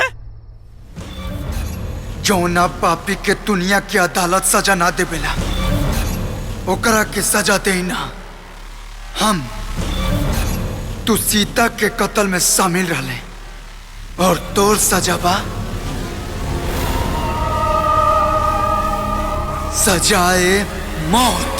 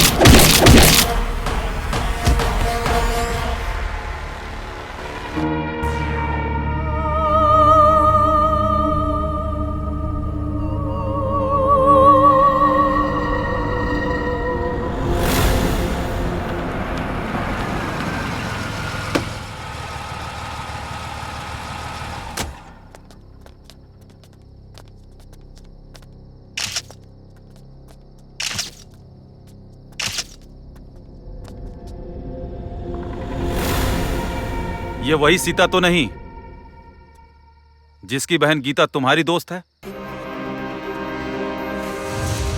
वही जो उस दिन थाने में आई थी? सर, इस दुनिया में ना जाने कितनी सीता है, मुझे क्या मालूम। तुम्हारा नेम प्लेट कहाँ है? हाँ सर, वो टूट गया था तो बनवाने को भेजा है। अच्छा ठीक है, बॉडी को पोस्टमार्टम के लिए भेजो। का डॉक्टर सिन्हा की कत्ल हो गई? कैसे? के कैलस? तफ्तीश होता, लेकिन एक अजीब बात बा, हम सपना में देखने की डॉक्टर सिन्हा के कत्ल हम कैले बनी। तू कत्ल नहीं कर सकत। लेकिन हमार नेम प्लेट का खैर छोड़ा, आदमी सोचेला का और हो जाला का। अरे हम तो सोचले रहे कि ड्यूटी ज्वाइन केला के बाद चाचा चाची से तोहर हाथ मांगे के सोचले रही, लेकिन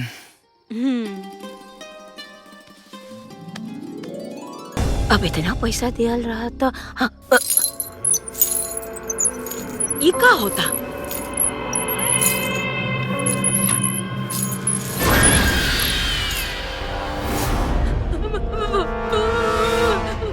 तू लोग का सोचत बाड़ा कि हमार जान लेके हमार बाबूजी के बर्बाद करके मौज करबा तू लोग?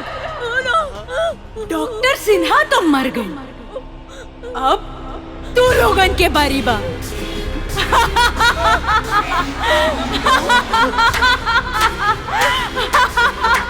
ना बचबा तू लोग।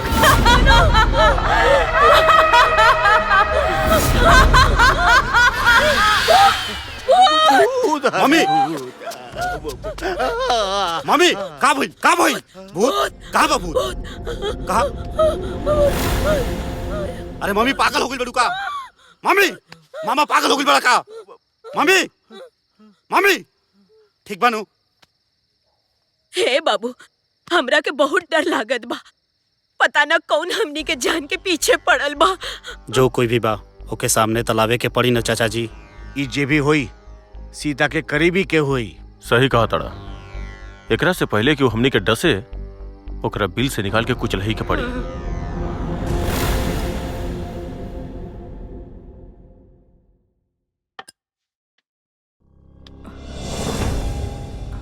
हमसे इतना दूर दूर काहे भागे लूटी ना? अभी हमके काम के टेंशन बा राघवेंद्र, और वैसे भी बुधवार के पापा आ जाइहन, ओकरा बाद हमनी की सारी दूरी खत्म हो जाई। आज ताजा सब्जी मिल गई ना? हाँ। अरे अरे अरे अरे छोड़ा छोड़ा बुढ़िया के अगर बचाव के बाद अर्जुन सिंह के अड्डे पे भेज दिया गीता के।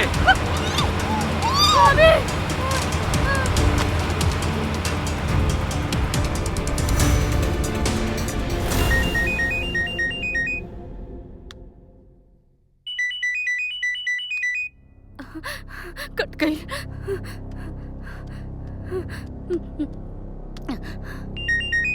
केकर फोन आवे? हाँ, उहे जमीन वाला के। आज पैसा देवे के रहे और देखा ना आज बैंक भी बंद बा। काल दे दिया। जबान जबान होला राघवेंद्र। अच्छा एगो काम करा, हम तो के ना 2 करोड़ के चेक दे देता नहीं, तू हमके 1.5 करोड़ कैश देता। 1.5 करोड़? इतना तो हो भी करी ना तोहरे पास कि हम केहू और से मांग ली। ना ना बावन हमारा पास, हम देते नहीं ना तोहरा के 1.5 करोड़।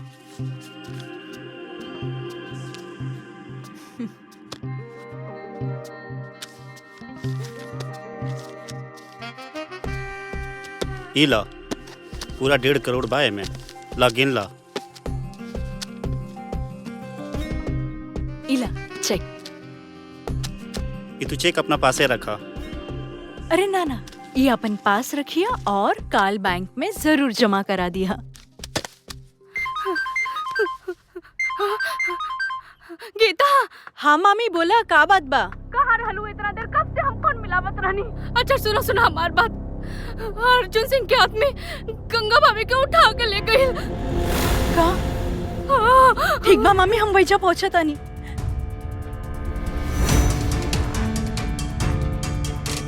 हेलो आकाश, अर्जुन सिंह माइके उठा के ले गइल बा। हाँ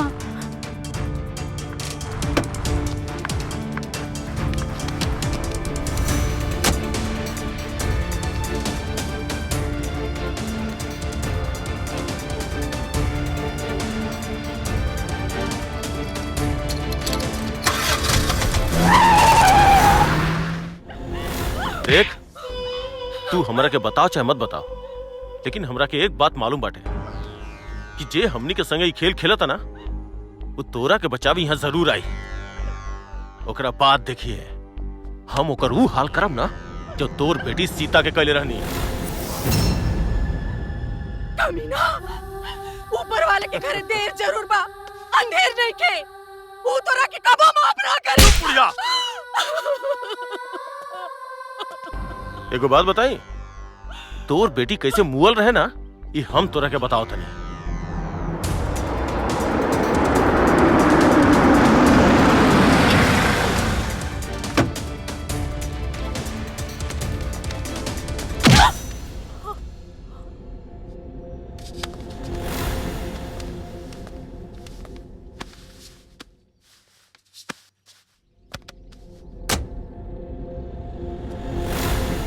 पहले ओकरा जहर दियल गई, उ ना मरल। फिर ओकरा बाद में ओकरा शरीर पे पेट्रोल छिड़क के जला दियल गई। और अब हम तोरा के जलाई।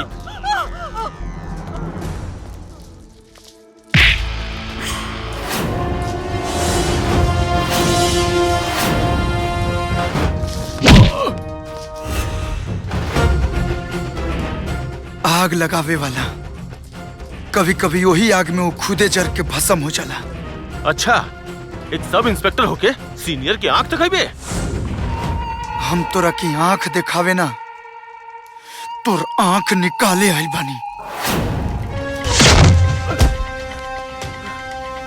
ए, जगत का बड़ा बारह से निकल के।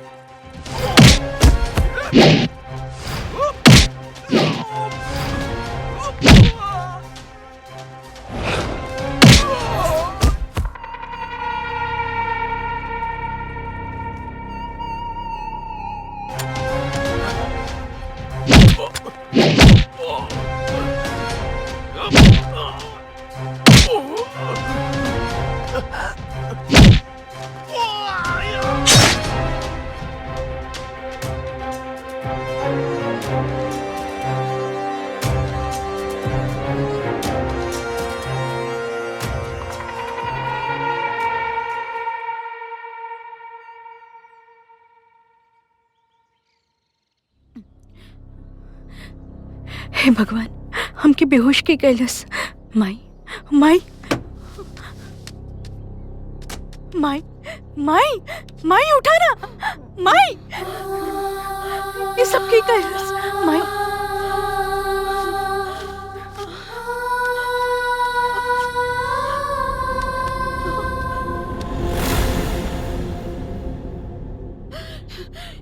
हे प्रभु, ई सब के कैलस।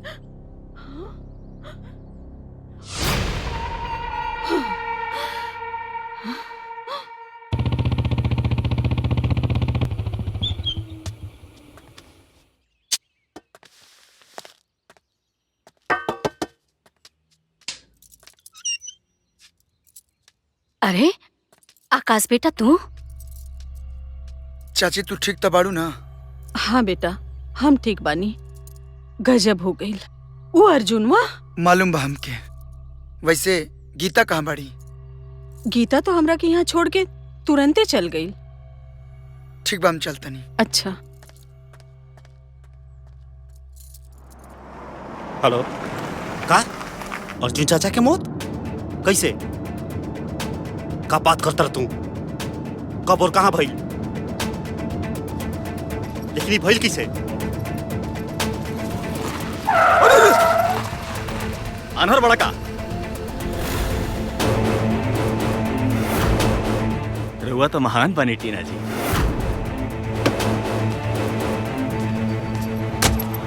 ए, तू तो हुए अनु अनाथ आश्रम वाला। तो हालत देख के तो नहीं लागत कि अनाथ आश्रम चलावत हुई बे। हमरा के माफ कर दी साहब, हम नौटंकी में काम करेला। उ लड़की हमके 500 रुपए देले रहली रुआ सामने झूठ बोले खातिर। और वो 11 लाख के चेक वो तो हम वापस कर देले रहनी। हमरा के माफ कर दी, हम जाता नहीं।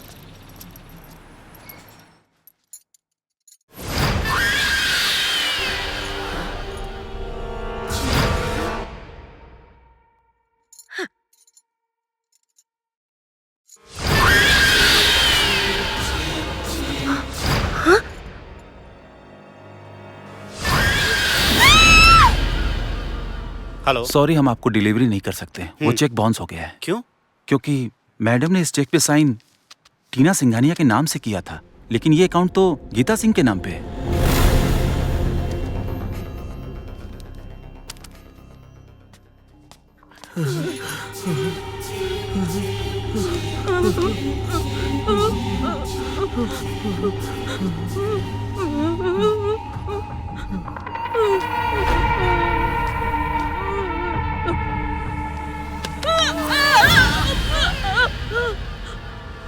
अच्छा भइल दरोगा जी, रउआ आ गई।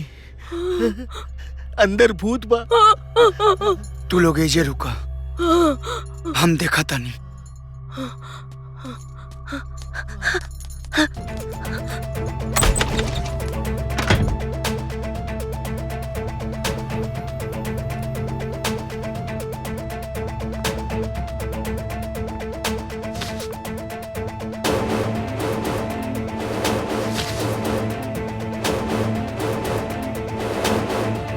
ई तू का करे तारा?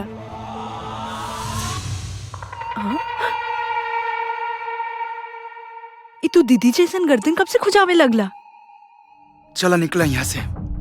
अच्छा तोरा पता बा अर्जुन सिंह के? हमके सब मालूम बा, निकला यहाँ से।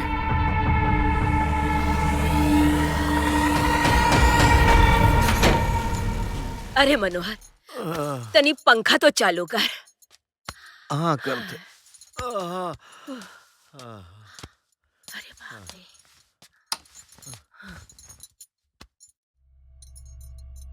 लागत लटिया नहीं खे। अरे मेन स्विच जाके देखा। हाँ जा। अरे बाप रे बाप।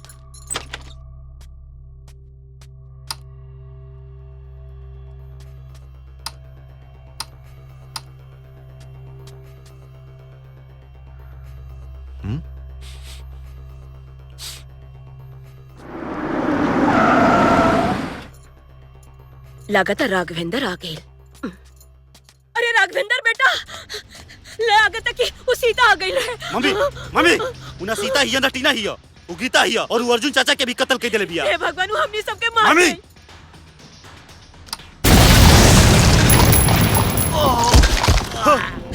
ये क्या हो गई? हे भगवान। मामा मनोहर, मामा हे मनोहर, ये मामा क्या हो गई? मामा तारा कुछ ना हुई। हाँ, हम डॉक्टर को बुलाओ तनी। अरे जल्दी मामा जल्दी मामा हॉस्पिटल ले चलो। मामा हे भगवान। मामा। धमाका कितने बजे हुआ था? करीब 1 घंटा पहले। नहीं राघवेंद्र बाबू, आपको कोई गलत फहमी हुई है। पिछले 2 घंटे से आकाश सिंह के साथ मैं यहाँ मौजूद था, इसी थाने में। अभी अभी दोनों गए हैं। अरे आप कैसे बात करते नहीं? वो हमारे चाचा अर्जुन सिंह के भी कत्ल कर ले बिया। कमाल करते हैं राघवेंद्र बाबू, एक कमजोर सी लड़की इतने सारे गुंडों के बीच में आपके चाचा को इतनी बुरी तरह से कैसे मार सकती है?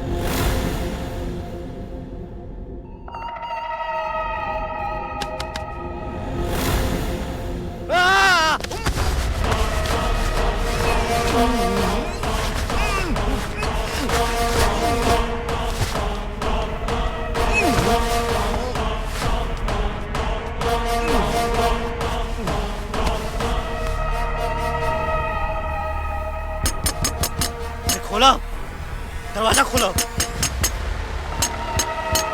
दरवाजा खोलो। Mummy mummy. ए बेटा तू ठीक बाड़ू? हमनी के ले चल। वो हमनी सबके मार दे। हम लगे ले चल ना तो तारा तारा कुछ ना हुई। मार दे बेटा। कुछ ना हुई तारा। वो आइल त ना रहे। वही तक तो ना आइल रहे, लेकिन वो आई, हमने सबके मार दे। चुप चुप चुप।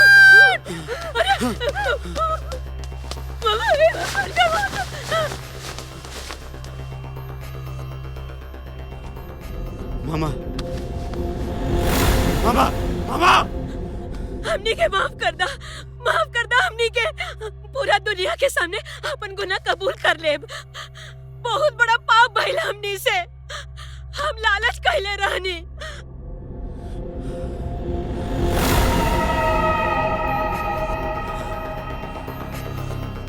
सीता हमने देर मत करा। अरे तू कहाँ रहला? हम कहीं भी रही तू बाद में पूछिया। पहले एकरा के जैसे ले चला। मम्मी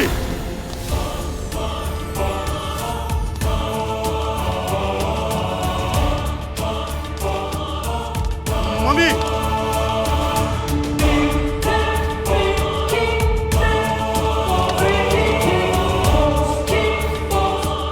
हत्यारी हमारा मम्मी के मार दिलस। ओकरा के छोड़ब ना। चाची चाची तू है ना देखा। हाँ। माई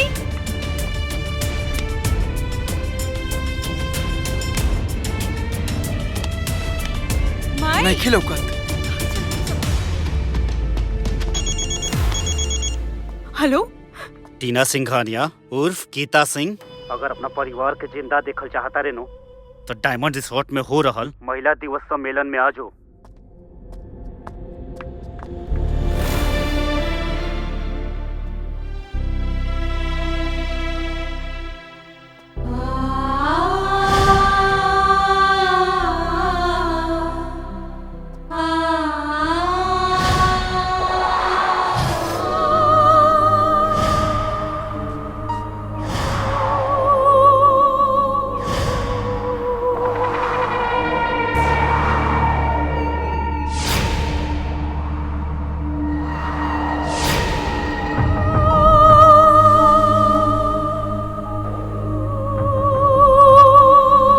आज आखिरी हत्यारा के बारी बा। ओकरे बाप की सजा मिल जाए। हमारे देश में महिलाओं को सशक्त बनाने के लिए समाज में फैली उस राक्षसी सोच को मारना होगा जो महिलाओं के अधिकारों का हनन करती हैं, जैसे अशिक्षा, भ्रूण हत्या, घरेलू हिंसा।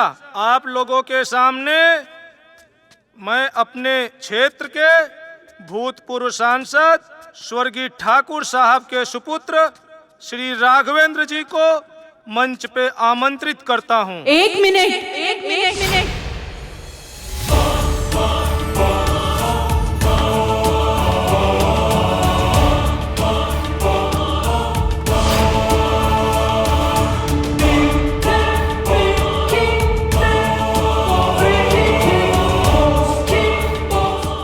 महिला सशक्तिकरण की बात तो बहुत होला, लेकिन का उन पर हो रहल अत्याचार के केहू रोक पाइलस आज तक?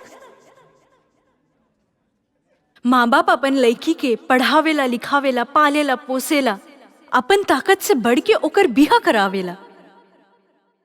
उ लड़की अपन घर परिवार छोड़ के अपना पति के परिवार के अपना ले ली, अपन सब कुछ उन पर निछावर कर देले। बाकी कुछ दहेज के लालची लोग वो लड़की पे तरह तरह से अत्याचार करेला, यहाँ तक के ओकर जान लेवे में भी ना हिचकिचावेला। एकरा से बढ़ के पाप कुछ हो सकेला का? ओ हत्यारा ये भूल जाना कि ओकर घर में भी लड़की हुई, ओकरे साथ भी ऐसा हो सकेला? का बीतत हुई ओकर परिवार पे? हम ई सब आज यही से कहतानी, काहे कि हम और हमार परिवार ई दुख के भोग चुकल बानी। कुछ महीना पहले आपके शहर में एगो लड़की मर गई रहे, जेकर नाम सीता सिंह रहे। वो लड़की के मौत के लोग हादसा समझ के भूल गए। वो लड़की हमार बहन रहे और ई राघवेंद्र सिंह जी के पत्नी। आज राघवेंद्र की माई खुद बताई आप सबके कि का भइल रहे हमार बहन के साथ।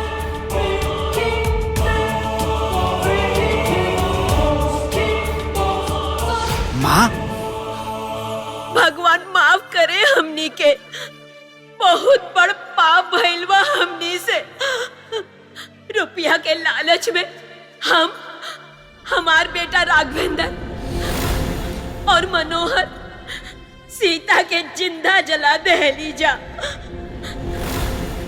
और ये पाप में डॉक्टर सिन्हा और दरोगा अर्जुन सिंह भी शामिल रहलन।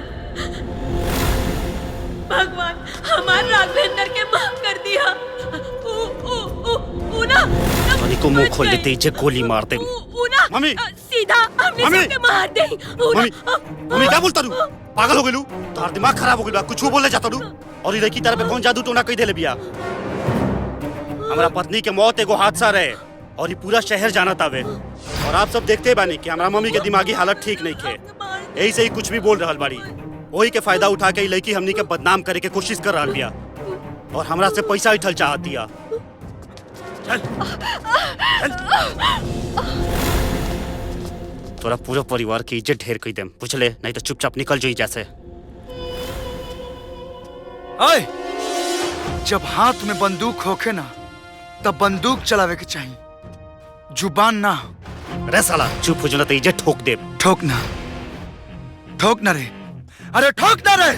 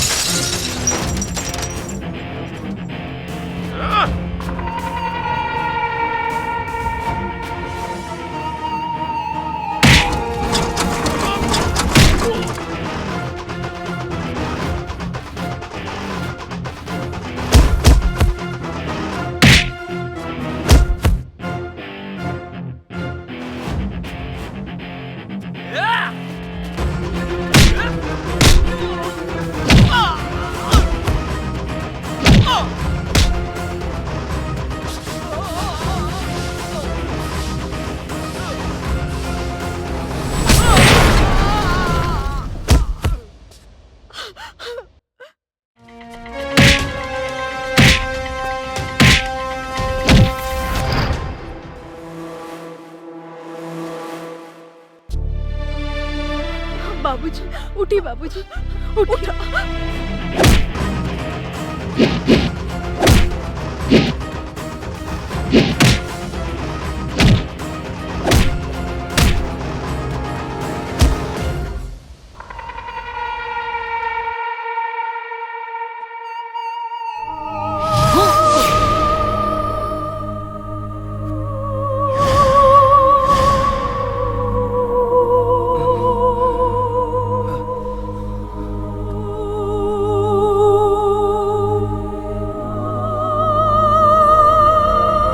सीता दीदी,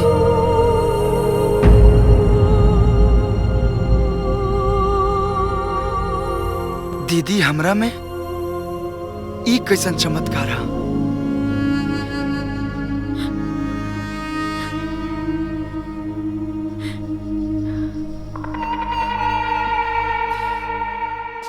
तू की हवे रे? तोरा के तो मार चुकल बानी हम।